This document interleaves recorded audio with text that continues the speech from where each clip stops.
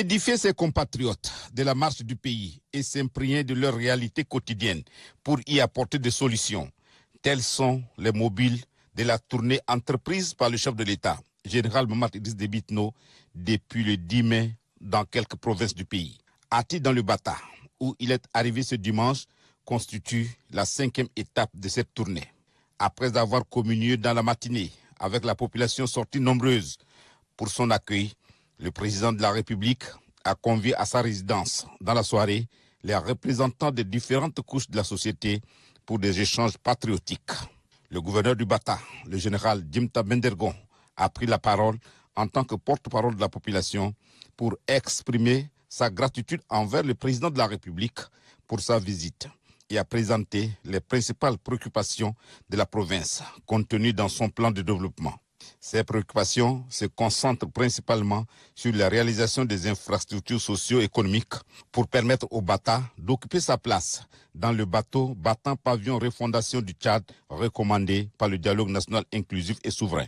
Après avoir attentivement suivi ces doléances, le chef de l'État a assuré que le Bata occupe une place importante dans le plan d'action du gouvernement de transition au regard de toutes ses potentialités. Il a énuméré les grands projets d'infrastructures socio-économiques de base en cours de réalisation, ainsi que les services sociaux censés répondre à toutes les préoccupations de la population à court et moyen terme. Il s'agit notamment de l'achèvement des travaux de construction de la route Ngoura-N'Djamena-Bilal à Ati et les 10 km de voirie urbaine à Ati qui ont connu plusieurs arrêts, les équipements de l'hôpital provincial d'Ati et plusieurs centres de santé. De même, le président de la République a annoncé que les travaux du pont de Koundjourou ont commencé et seront achevés avant la saison de pluie. Ces annonces ont suscité un grand enthousiasme parmi les participants qui ont salué l'engagement du président de la République à soutenir le développement du Bata et du Tchad. Cependant, le chef de l'État a souligné que le développement ne peut être réalisé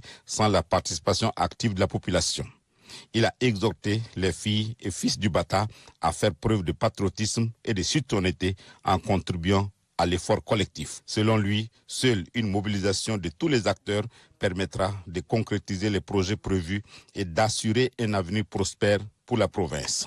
Insistant sur la marche résolue du Tchad vers sa refondation qui exige des comportements républicains, le chef de l'État a dit, et je cite, « Comme partout au Tchad, dans la province du Bata, nous devons nous attaquer aux racines de ce qui nous affaiblit collectivement, en l'occurrence les conflits fonciers dans les zones urbaines, les différences sur les ressorts territoriaux dans les zones rurales, les discordes intercommunautaires, les affrontements éleveurs-agriculteurs qui nous affaiblissent et entravent notre développement. » Fin de citation. Décidé à s'attaquer aux maux dont souffre le Tchad afin de le remettre sur les bons rails, conformément aux résolutions et recommandations du dialogue national inclusif et souverain, le président de la République a dit ces 4 vérités aux filles et fils du Bata en ces termes. Disons cette vérité établie, on ne peut pas réussir un véritable développement intégré du Bata sans la paix et l'entente entre les filles et les fils de la province.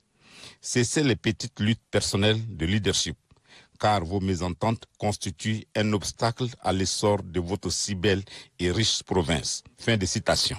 En somme, la rencontre a donc été l'occasion pour le président de la République d'écouter les attentes des filles et fils du Bata et de leur assurer son soutien dans la réalisation des infrastructures socio-économiques nécessaires au développement de la province.